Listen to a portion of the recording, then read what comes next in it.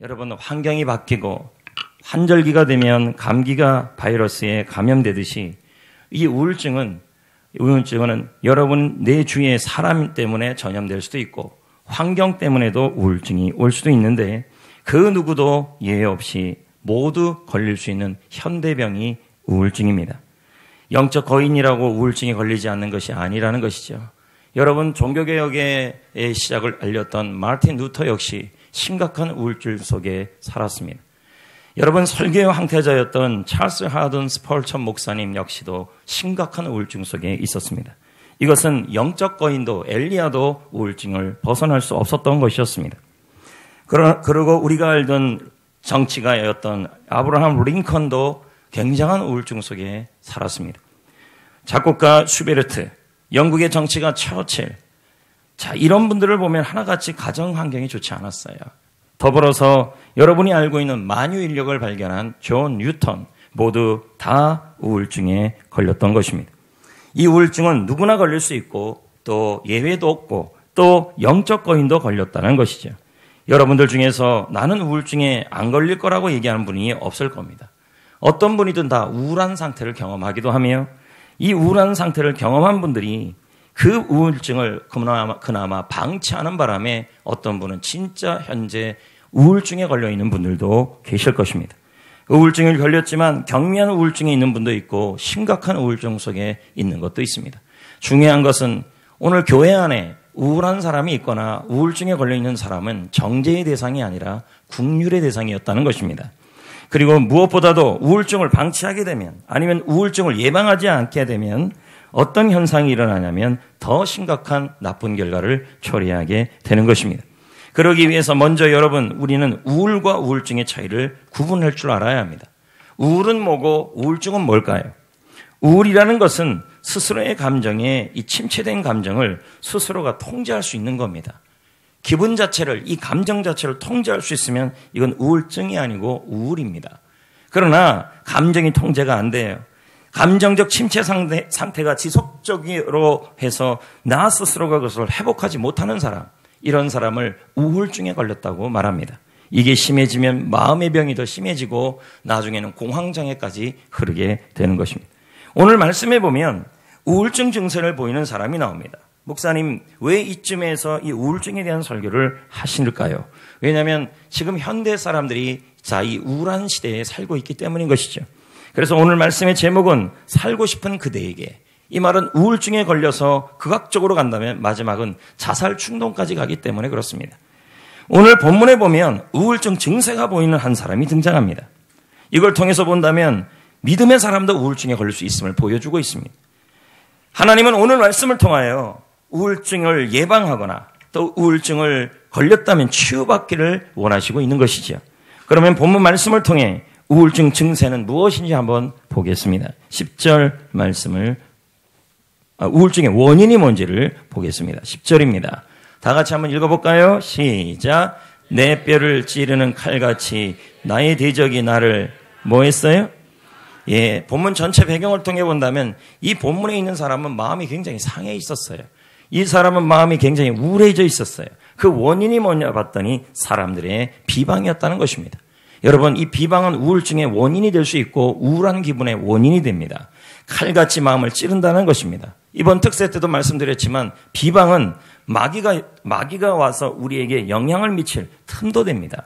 그래서 교회 안에 우리끼리 여러분의 입술 안에서 비방은 말도 하지 말고 듣지도 말기를 축복합니다.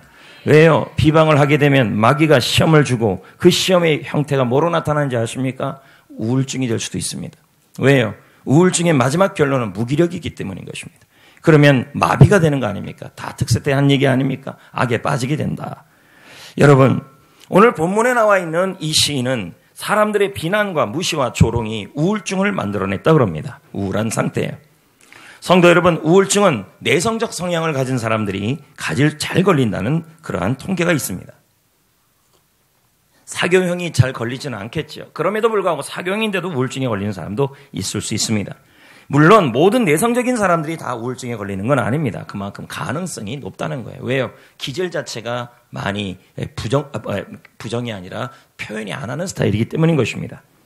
그리고 우울증의 원인은 또 이런 것입니다. 아무리 건강한 몸을 갖고 정신을 가져도 외부에 있는 환경에 스트레스를 너무 많이 받게 되면 그 사람은 우울한 기분이 되거나 그리고 그 예방이 안 돼서 우울증 증세로 나타날 수도 있다는 것입니다. 특히 가장 큰 스트레스는 뭐냐면 이별입니다. 특히 사별이죠. 사랑하는 사람이 죽거나 사랑하는 사람과 헤어지거나 또는 이혼을 하거나 이런 스트레스를 받게 되면 사람들은 우울한 기분이 올 수 있고 또 우울증에 빠질 수 있는 겁니다. 중요한 것은 여러분, 오늘 이 자리에 있는 분들 중에서 나는 우울증이 아닌데요 라고 단언할 수가 없다는 것입니다. 우울증은 정신질환의 감기 같은 역할을 합니다. 여러분의 인생에 환경의 변화가 일어나거나 사람의 문제가 생기거나 수많은 일들이 생길 때 여러분은 우울해지고 그것을 방치하게 되면 그 다음엔 병으로 바뀐다는 것입니다. 근데 참 이상한 점이 하나 있습니다. 어떤 사람은 우울증이 걸릴 수 있는 환경과 우울증이 걸릴 만한 사람 옆에 그런 사람들이 옆에 있음에도 불구하고 우울증이 걸리지 않은 사람이 있고 어떤 사람은 우울증에 걸리는 사람이 있습니다. 그렇다고 여러분 정죄할 수는 없다는 것입니다. 왜요? 엘리야도 우울증에 걸렸고 또 스펄전도 우울증에 걸렸고 중요한 것은 기질적인 문제이기도 하지만 더 중요한 것은 뭔가 배우지 못한 부분도 있습니다. 그게 뭡니까? 바로 중요한 것은 해석의 문제입니다. 오늘 본문에 나와 있는 이 사람 역시도 우울증에 걸렸습니다. 본문의 이 시인은 다윗인지 누군지는 정확히 알 수는 없지만 이 사람은 사람으로 인해 너무 힘이 들었습니다. 그래서 그 힘든 일이 일어났을 때 4절 말씀에 한번 보겠습니다. 4절에 보면 이제 이 일을 뭐 했어요? 기억했다. 이 말은 뭘까요? 너무너무 힘든 일인데 그 일 때문에 그 일에 대하여 자기가 기억하고 생각하고 해석을 했더니 내 마음에 뭐가 일어났냐면 상함이 왔어요. 이 말은 우울해졌다는 말이죠. 그러므로 우울증에 이 사람은 걸렸다는 말입니다. 본문에 있는 시인은요. 그러므로 우울증이 걸렸다고 정죄할 수 없는 것입니다. 중요한 것은 우울증이 왜 걸리냐는 것입니다. 근데 이분은 왜 걸렸냐면 해석의 문제였다는 것이죠. 여러분, 힘든 일을 기억했다는 말은 힘든 일을 우울하게 해석했다는 말이 되는 것이죠.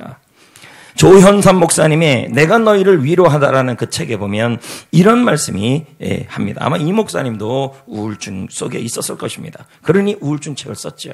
자, 읽어봅니다. 시작. 우울과 해석은 잘 들으셔야 돼요. 오늘 말씀이요. 나 안 걸린다 그러고 나중에 걸리고 큰 코 다치지 마세요. 우울과 해석은 밀접한 관계가 있다. 해석을 잘못하면 우울해진다. 우울한 사람의 상당수는 해석을 잘못했어요. 오늘 본문에 나와 있는 이분도 뭐라 그랬습니까? 내가 사람들이 하는 그 비방을 뭐예요? 기억했다. 그 비방을 내가 해석권해서 그것을 어떻게 해석을 했냐면 우울하게 해석하고 잘못 해석을 하니까 그 해석 결과가 뭐가 됐냐면 우울증이 돼버렸다는 것입니다. 이것을 심리학자 아론 백은 말하기를 인지 이론이라 그럽니다. 참 중요합니다. 이 이론은요. 인지 이론은 뭐냐? 아놀드 백이 말하기를 우울증에 잘 걸리는 사람들의 특징이 있는데 그것은 뭐냐면 자신을 부정적으로 해석하고 세상을 부정적으로 해석하고 미래를 부정적으로 해석한다는 그 특징이 있다는 겁니다. 해석을 부정적으로 한다는 말이에요. 예를 들면 이렇습니다. 우울증에 잘 걸리는 사람들은 자신에게 힘든 일이 일어나면 해석을 해요. 뭐라고 해요? 자신에 대해서 나는 실패자가 될 거라고 해석을 해요. 그리고 자신에게 시련이 다가오면 세상을 전체를 향해서 뭐라고 해석을 하냐면 세상은 나에게 도움을 주는 존재가 아니라 세상은 나의 적이고 위협자라고 해석을 해요. 더불어서 나에게 병이 걸렸어요. 내가 질병이 다가오면 뭐라고 얘기하냐면 뭐라고 해석을 하냐면 나의 미래는 이 병 때문에 절망적으로 될 것이라고 해석을 해요. 자, 이렇게 되면 어떤 현상이 일어나냐면 그 사람은 바로 우울한 사람이 되어버린다는 것이죠. 성도 여러분, 중요한 것은 우울증은 이 상태로 끝나지 않고 이렇게 자꾸만 모든 내 안에 일어나는 힘든 일, 가정의 힘든 일, 상황의 힘든 일, 힘든 사람, 그걸 가지고요 해석을 하는데 그걸 기억하고 나쁘게 해석을 하고 부정적으로 해석하게 되면 중요한 건 오늘 말씀처럼 내 마음이 인지이름, 내 마음이 상해져요. 내 마음이 힘들어져요. 내 마음이 우울해져요. 근데 문제는 그것으로 끝나지 않아요. 우울한 상태가 계속 그렇게 해석으로 가면 그거로 끝나는 것이 아니라 여러 형태의 결과들이 나타나요. 한창옥 박사는 우울증의 증상을 다음과 같이 말합니다. 자, 들으면서 자기는 여러분은 생각하기를 나는 해당이 안 된다 그러시면 안 돼요. 왜요? 우울증은 정신질환의 감기예요. 누구나 걸려요. 이거를 방치하고 예방하지 않으면 심각해지고 현재 우울증이 걸린 분들은 우울증을 치료해줘 가야 돼요. 그냥 방치하면 이게 심각해져요. 어떻게 될까요? 한창옥 씨는 이렇게 말해요. 읽어볼까요? 실제로 우울증을 앓게 되면 우울한 기분보다 뭐가 생기냐면 슬픔, 불안, 공허, 뭐가 나와요? 이게 심각해요. 무기력, 아무것도 하기 싫어요. 누워만 있고 싶어져요. 이와 같이 그 다음 뭐가 생겨요? 식욕 감소. 밥맛이 없어요. 그러니까 우울증인데 밥맛 좋으면 그거는 우울증이 아니에요, 여러분. 식욕 감소. 그 다음 뭐예요? 잠을 잘 못 자요. 조금 이따 살펴보겠지만요. 수면이 좋은 사람들은 우울증을 안 걸려요. 불면증이 오고. 그 다음은요. 호흡이 이런 일이 자꾸 일어나요. 숨을 잘 못 쉬어요. 집중력이 떨어지고 의욕이 상실되고 피로, 마지막은 자살 충동, 실제로 자살을 하게 돼요. 그래서 우울증이 위험한 거예요. 또 우울한 기분도 위험하고 예방해야 돼요. 성도 여러분, 우리 하나님은 그러나 우리의 우울증을 예방해 주시기를 원하시고 치유해 주시기를 원하시는 줄 믿습니다. 할렐루야. 그러면 어떻게 하면 우리가 우울증을 예방하고, 자, 우울증에 걸리지 않은 사람들은 걸릴 수도 있는 상황에 많은 오늘 현대병 중에 아닙니까? 그러면 이런 우울증을 어떻게 하면 예방하고, 현재 우울증에 걸린 사람들은 어떻게 하면 이 우울증을 치유할 수 있겠냐는 것이죠.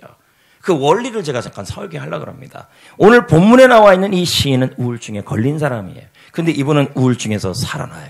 회복이 돼요. 도대체 어떻게 해요? 오늘 본문 성경에 나와 있는 하나님이 주신 방법을 한번 보자는 거예요. 근데 이 성경에 나온 이 방법이 현재 정신분석학, 뇌과학에서도 동일하게 인지치료로 사용하고 있어요. 자, 볼까요? 6절이에요. 내 영혼이 내 속에서 뭐가 됐어요? 자, 본문에 있는 이 시인은 아까 조금 전에 뭐라고 그랬냐면 너무너무 사는 게 힘들어서 내 마음이 이 일을 기억해서 상했다고 한 사람이에요. 그건 뭐예요? 마음에 뭐 한 거예요? 우울한 기분, 우울한 상태가 있는 거고, 더 심각한 건 이 사람의 상태가 어느 정도까지 가냐면 낙심, 불안, 슬픈 나날까지 간 사람이에요. 맞아요? 근데 이 사람이 뭐라 그래요? 내 영혼이 내 속에 낙심이 되므로, 지금 우울한 상태죠? 근데 뭐예요? 조금 전에는 뭘 기억했다 그랬어요? 나에게 아픔을 준 상처를 기억했다 그랬는데 누구를 기억한다 그랬어요? 주를 기억하겠다. 자, 표준 세번역 성경은 이 부분을 다음과 같이 해석해. 중요합니다. 지금 이 내용들이요. 자, 시작. 내 영혼이 낙심하였지만, 이건 뭐예요? 내 영혼이 지금 뭐예요? 초상집에 걸린 사람처럼 우울증에 빠져 있지만 주님만을 그래도 생각할 뿐입니다. 누구를 생각하겠다는 거예요? 주님을 생각하겠다. 자, 우울증 치료의 기본, 우울증 예방의 기본, 내가 우울증에 있어도, 우울증 걸릴 상황에 있어도 누구를 생각하라고요? 주님을 넣어서 생각하라는 말이에요. 이 말은 결국은 뭐냐면 항상 생각이 중요한데, 해석이 중요한데, 그 생각의 주어가 누가 되어야 되냐면 주님이 되어야 된다는 말이에요. 이걸 뭐라 그러냐면 바로 인지치료라 그래요. 인지치료라는 말은 생각치료라는 얘기예요. 중요한 것은 정신분석학에서 뇌치료에서 하는 말이 이 인지치료가 우울증에 아주 중요한 역할을 한다 그래요. 이 실험이 하나 있죠. 그 무슨 실험이냐면 미국의 듀크 대학에서 6달 동안의 생각치료, 인지치료가 인지치료로 우울증에 어떤 역할을 미쳤는지를 실험을 했어요. 그래서 생각의 치료를 한 거죠. 어떻게 해요? 부정적으로 해석하지 말고 밝은 쪽으로 하라는 쪽으로 했어요. 그래서 인지치료하기 전에, 생각치료하기 전의 모습, 생각치료하고 난 모습을 참가자들의 MRI를 측정을 했어요. 그랬더니 치료 전에 우울증 환자의 번영계가 감정적 정보와 중립적 정보를 치료 전에는 우울증 걸린 사람들을 보니까 이게 서로 구분을 못하고 있었어요. 그런데 인지치료, 쉽게 말하면 뭘까요? 생각을 치료했더니, 생각에 훈련을 시켰더니 뇌가 바뀌었어요. 어떻게 바뀌었냐면 감정을 구분하기 시작했고, 그리고 전두엽과 번영계, 생각과 감정을 어떻게 했냐면 균형을 이루기 시작했어요. 그만큼 인지치료가 중요하다는 얘기예요. 할렐루야. 그래서 정신의학에서는 생각하는 태도를 교정해줘서 우울증을 예방하고 우울증을 치료하라고 말하고 있어요. 오늘 얘기 잘 들으셔야 돼요. 중요한 것은 정신의학에서 말하는 이 생각태도의 교정은 하나님이 빠진 치료예요. 그러나 오늘 본문의 이 저자는, 시인은 하나님을 넣어서 지금 치유를 받고 있어요. 이걸 뭐라 그래요? 성경적 인지치료라 그래요. 자, 이걸 오늘 제가 설명을 할 겁니다. 자, 그러면 성경적 인지치료는 무엇일까요? 잘 배워서 오늘 잘 설교 말씀을 들어서 여러분들 예방도 하시고 치유도 하시고 나아질 수 있기를 축복합니다. 알겠어요? 자, 그럼 성경적 인지치료란 뭘까요?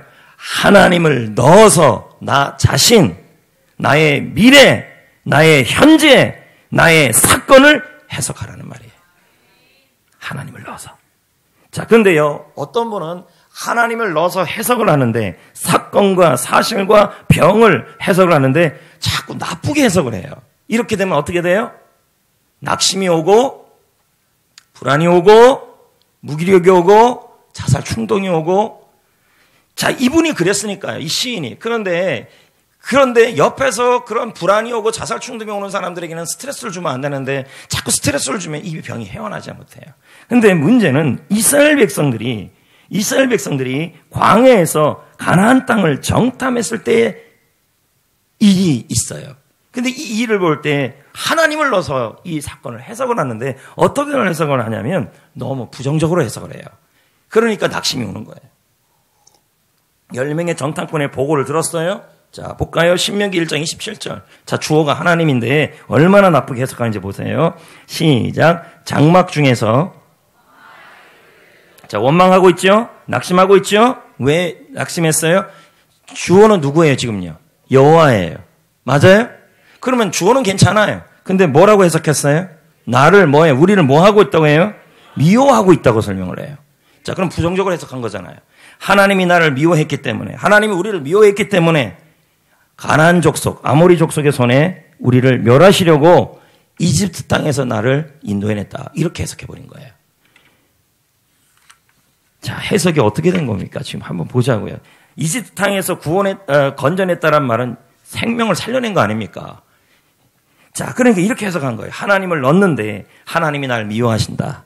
그래서 우리를 아모리 족속의 손에 멸하려고 하신다. 그래서 나를 예수 믿게 했다. 이렇게 해석한 거예요.